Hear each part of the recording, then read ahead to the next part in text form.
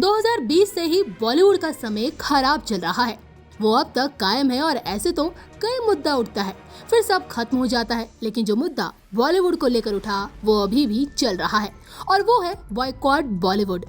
इतनी फिल्में आई और गई, लेकिन उनका लगातार बॉयकॉट किया ही जा रहा है और बॉयकॉट के साथ साथ बॉलीवुड फिल्में चल भी नहीं रही, फ्लॉप पर फ्लॉप हुई जा रही है।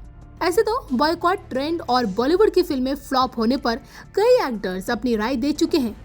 ऐसे ही बॉलीवुड के फेमस लेखक, गीतकार और CBFC के चेयरपर्सन प्रसून जोशी ने भी अब बताया कि आखिर बॉलीवुड की फिल्में क्यों नहीं चल रही हैं।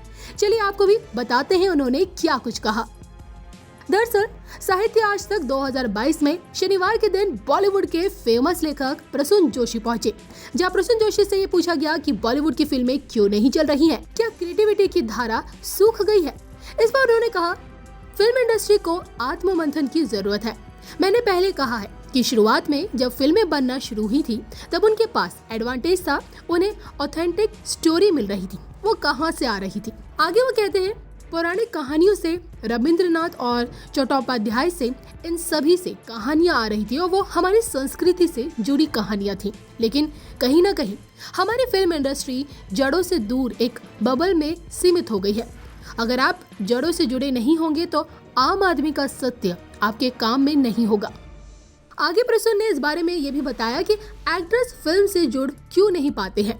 वो कहते हैं, कई फिल्मकारों से मेरी बात हुई है जिन्होंने कहा कि हमने जिंदगी में कभी किसान नहीं देखा, लेकिन उन्होंने फिल्म में किसान दिखाए हैं। मैं कहूँगा कि ऐसे तो वो फैंसी ड्रेस वाला किसान हो सकता है, लेकिन जमीन से निकला किसान नहीं हो सकता है। आगे उन्होंने अपनी कविता की पंक्तियां सुनाते हुए कहा, जड़ों से कटे पेड़ नहीं होते, वो गुब्बारे होते हैं।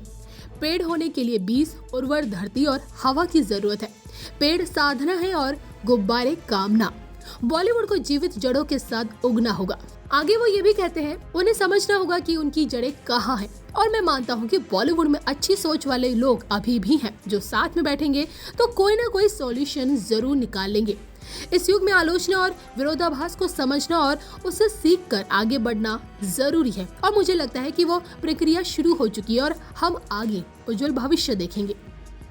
इसके अलावा प्रसून जोशी ने बॉयकॉट ट्रेंड पर भी बात की और बॉयकॉट बॉलीवुड पर प्रसून जोशी ने ये कहा, एक स्वाभाविक प्रक्रिया होती है, विचार आपस में टकराते हैं और अगर वो सहजता से हो रहा है तो विचार मंथन के लिए वो जरूरी भी है ताकि हम समझ पाए कि कहाँ हमें जाना है। फिलहाल प्रसून जोशी के बयान पर आपकी क्या राय है, कमेंट करके जरूर बताइएगा।